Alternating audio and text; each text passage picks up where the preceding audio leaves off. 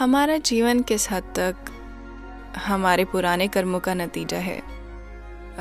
जिस नाइंसाफ़ी और अन्याय का हमें अपनी ज़िंदगी में सामना करना पड़ता है, क्या वो हमारे पुराने कर्मों का नतीजा है? अगर हाँ, तो क्या हम इन अन्यायों को स्वीकार करें और ये सोचकर खुद को दिलासा दें कि चलो ठीक है, कर्म कट रहे हैं भले ही ऐसा लगे कि इससे हमारे जीवन को बहुत ज़्यादा नुकसान हो रहा है। समांथा, अब आप इतनी बड़ी हो गई हैं कि समझ जाएं। मैं ये नहीं कह रहा हूँ कि आप ओल्ड हैं, मैंने कहा आप इतनी बड़ी हैं। क्या आप अब भी उम्मीद करती हैं कि ये दुनिया आपके साथ इंसाफ करेगी? इसीलिए तो मैं ये सवाल पूछ रही हूँ ऐसा क्या इसलिए मैं है इसका दोष अपने पुराने कर्मों को दे सकती हूँ? क्योंकि मैं चाहती हूँ कि दुनिया मेरे साथ अच्छे से रहे। ये स्कूल की बच्ची वाला सवाल है। अब तक आपको ये समझ जाना चाहिए कि दुनिया इंसाफ नहीं करती है, ये आपके साथ इंसाफ नहीं करेगी। लेकिन अगर आप अपने अंदर गहराई में झांकें और जीवन का स्वाद चख लें, अपने विचार और भावनाओं का स्वाद नहीं, उस जीवन का स्वाद जो आप हैं, तब आप देखेंगी कि ये जीवन सिर्फ इंसाफ करने वाला नहीं बल्कि ये शानदार है। तो आपको इंसाफ करने वाला जीवन चाहिए या शानदार जीवन? आपको ये फैसला करना होगा। मैंने ये देखा है कि मटेरियल ईगो से भी ज़्यादा आजकल अचानक ये बहुत ये ईगो वाला कौन है? आपका दोस्त है क्या? ये मेरे चारों तरफ है और मेरी इंडस्ट्री में तो इसका भरमार लगा पड़ा है। तो मैंने देखा है कि आजकल मटेरियल ईगो के अलावा स्पिरिचुअल ईगो भी फैला हुआ है। मैं ऐसे लोगों से मिली हूँ जो आध्यात्मिक मार्ग पर है आप नहीं सद्गुरु जो खुद को आध्यात्मिक मार्ग पर न चलने वाले लोगों से ऊंचा मानते हैं। आप ऐसे लोगों को क्या सलाह देंगे ताकि वो इस नई स्पिरिचुअल ईगो का शिकार ना बन जाएं? हम लोग पहले इस ईगो नाम के आदमी को समझते हैं, ठीक है? अगर आप मुझे दिखा दें कि ये कहाँ है तो मैं इसे अभी ठीक कर दूंगा। काश मुझे पता होता है ये कहाँ है, ये एकदम से आ जाता है। तो आपको नहीं पता कि ये कहाँ है। बात बस इतनी सी है, देखिए कुछ विशेष पलों में एक इंसान के रूप में, एक महिला के रूप में आप एक सुंदर इंसान होती हैं। मेरा मतलब है एक बहुत बढ़िया इंसान। माफ कीजिएगा, मैं ये नहीं कह रहा हूं कि आप बस कभी कभी सुंदर दिखती हैं। आप हमेशा सुंदर दिखती हैं, पर कभी कभी आप बहुत बढ़िया होती हैं, ठीक है? कुछ विशेष पलों में शायद आप बुरी होती हैं, हो सकता है। तो जब भी आप बुरी होती हैं, आप कहती हैं ये मेरी ईगो है। आप ये क्यों नहीं कहती ये मैं हूं, मैं कभी कभी बहुत बढ़िया होती हूं, कभी कभी बुरी होती हूं। अगर आप इस पर गौर करें तो बुराइयां खुद ब खुद कम हो जाएंगी।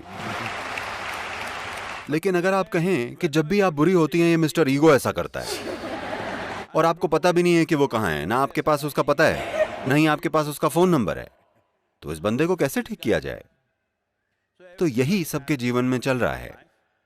Because this is spiritual jargon without being spiritual. क्योंकि ये है आध्यात्मिक हुए बिना अनाप शनाप आध्यात्मिक बकवास। ये हर जगह मौजूद है, खासकर भारत में, क्योंकि हमारे पास क्या है पता है ना, 15,000 सालों का आध्यात्मिक इतिहास। इसलिए हमको सारे शब्द आते हैं। हमें पता है आत्मा क्या है, परमात्मा क्या है, फलाना ढिमका, अहंकार, हम सब कुछ जानते हैं, पर सिर्फ शब्द नोटेड तो हम लोग यूं ही बस शब्दों को उछाल कर पश्चिम वालों को थोड़ा बहुत कंफ्यूज तो कर ही सकते हैं क्योंकि अगर आप इधर आए तो मुक्ति, शक्ति, ये वाला वो क्या क्या नहीं कह देंगे। मैं ऐसे बहुत सारे लोगों को जानता हूं जिन्होंने जाकर पश्चिम में आध्यात्मिक केंद्र स्थापित कर दिए हैं, खासकर अमेरिका में, क्योंकि उनको बस एक मंत्र आता है, बस एक मंत्र, असतोमा सद्गमय, इसी से वो पूरा केंद्र चला रहे हैं तो दुर्भाग्य से आध्यात्मिकता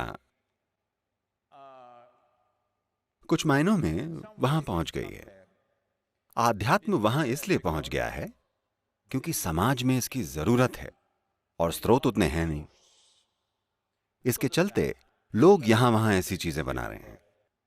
ऐसा हुआ कुछ साल पहले, 15-16 साल पहले की बात है, और तब मैं अमेरिका में था। तब हमारे ऑफिस में किसी ने मुझसे कहा, सदगुरु, आपको पता है कि हर रोज 1 लाख लोग गूगल पर आध्यात्मिकता शब्द टाइप कर रहे हैं। मैंने कहा ऐसा क्या? ये टाइप कीजिए, देखते हैं क्या आता है। क्या वहां हमारी कोई तस्वीर भी है या नहीं? उन्होंने आध्यात्मिकता शब्द टाइप किया। पहली चीज जो निकल कर आई वो थी मैक्सिको का एक स्पा। आप वहां गई हैं? नहीं, मैं वहां नहीं गई। और अगली चीज जो निकल कर आई वो थी उत्तरी कैलिफोर्निया में एक कॉल गर्ल। उसने वो सारे SEO सीख रखे हैं। हर चीज के लिए वो आध्यात्मिक आध्यात्मिक आध्यात्मिक लिखती है। उसने 108 बार वेबसाइट पर आध्यात्मिकता शब्द डाला हुआ था। आप आध्यात्मिकता लिखिए, नंबर 2 पर वो आएगी। मुझे लगा ये शर्मनाक बात है। हजारों सालों से कोई भी आध्यात्मिकता की बात हो तो लोगों ने पूर्व की ओर देखा है। पूर्व यानी भारत, इसका यही मतलब था। तो मैंने कहा हमें कुछ शुरू करना चाहिए, कोई आध्यात्मिक गेटवे। यानी अगर लोग कहें उनको आध्यात्मिकता खोजनी है तो उनको भारत की ओर देखना होगा, क्योंकि ये एक ऐसी संस्कृति है जिसने इस पर सबसे ज्यादा समय लगाया है।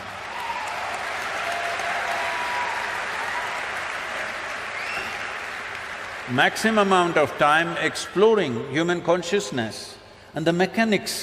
मानव चेतना और इंसानी मशीन के मैकेनिक्स की खोज में सबसे ज्यादा समय लगाया है कि ये सतह पर और आंतरिक स्तर पर कैसे काम करता है, ये काम कैसे करता है, हम इसके लिए क्या कर सकते हैं। इस सब की खोजबीन की गई है। ये मैं इसलिए नहीं कह रहा हूँ क्योंकि मैं भारत से हूँ। दुनिया को करीब से देखने के बाद ये कह रहा हूँ कि आध्यात्म को कहीं और Has it been looked at like this? इस तरह से नहीं देखा गया है। तो मैंने कहा कि हमें एक आध्यात्मिक गेटवे बनाना चाहिए। भारत यानी एक आध्यात्मिक द्वार। मुझे आपको बताना चाहिए, लगभग 15 साल पहले तक मैं भारत में किसी भी गुरु से नहीं मिला था। मैं बस यूं ही नहीं मिला, मैं बस अपना काम करने में बिजी था। मैंने कभी नहीं सोचा कि मुझे जाकर किसी से मिलना पड़ेगा। मैं कभी किसी दूसरे आश्रम में भी नहीं गया। और फिर मैंने सोचा ठीक है, मैं एक कोशिश करता हूं। फिर मैंने कुछ फोन कॉल किए, उन सब ने मेरा फोन अच्छे से रिसीव किया और फिर मैं कुछ लोगों के पास जाने लगा और जुड़ने लगा। 125 गुरुओं के साथ हमारी एक मीटिंग हुई। हमने ये नियम बनाया कि कोई भी अपनी फिलॉसफी की बात नहीं करेगा। आप अपनी फिलॉसफी रखिए, ये बस एक मीटिंग है। ये मीटिंग सिर्फ अपने आश्रम या अपने योग केंद्र या आपका जो कुछ भी है उसको बेहतर बनाने के लिए है। हम आपको मैनेजमेंट सिखाएंगे, हम आपको ब्रांडिंग सिखाएंगे, हम आपको सिखाएंगे कि वेबसाइट कैसे बनाते हैं, हम आपको सिखाएंगे कि अंतर्राष्ट्रीय समुदायों के सामने खुद को प्रस्तुत कैसे करना है। आपकी फिलॉसफी आप हमारी मत छुइए, हम आपकी नहीं छुएंगे। आप अपना काम करते रहिए, क्योंकि यही संस्कृति की खूबसूरती है कि ये सैकड़ों रूपों में, हजारों रूपों में रह सकती है और हमको ये चलेगा। तो जब मैं ये सब कर रहा था, खैर मैं कई शानदार लोगों से मिला, लेकिन इसके साथ साथ कम से कम 60 से 65% लोग मुझे कहते हुए दुख हो रहा है। मैंने पाया कि अगर मैं हवाई अड्डे या गोल्फ कोर्स में जाऊं तो मुझे बेहतर लोग मिलते हैं इन तथाकथित आध्यात्मिक केंद्रों की तुलना में, क्योंकि ये अनाप शनाप चीजों से भरे हैं। No heart, no depth, no profoundness.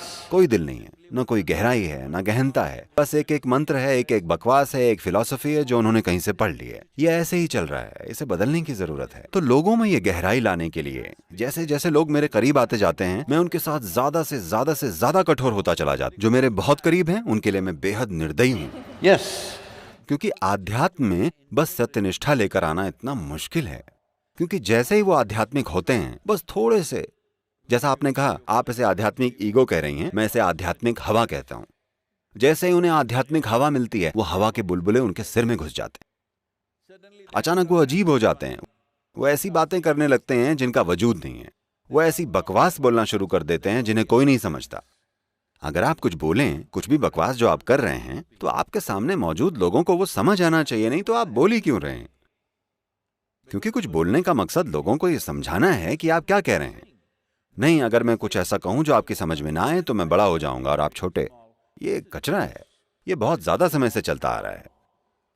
तो This whole spirituality as a thing, दुर्भाग्य से पूरी आध्यात्मिकता के लिए ये बुरा समय चल रहा है। लेकिन धीरे धीरे चीजें बदल रही हैं, क्योंकि लोगों की जानने की इच्छा बढ़ रही है। मुझे आपको ये बताना चाहिए कि 40 साल पहले जब मैंने पहली बार योग कार्यक्रमों की शुरुआत की थी, कई अलग अलग रूपों में, इनर इंजीनियरिंग कार्यक्रम, तब 85% लोग सिर्फ हेल्थ की प्रॉब्लम्स के लिए कार्यक्रम में आते थे। केवल 12-15% लोग ही कुछ जानने के लिए आते थे। आज 90% से ज्यादा लोग इसलिए आते हैं क्योंकि वो कुछ जानना चाहते हैं, कुछ अनुभव करना चाहते हैं। केवल 8 से 10%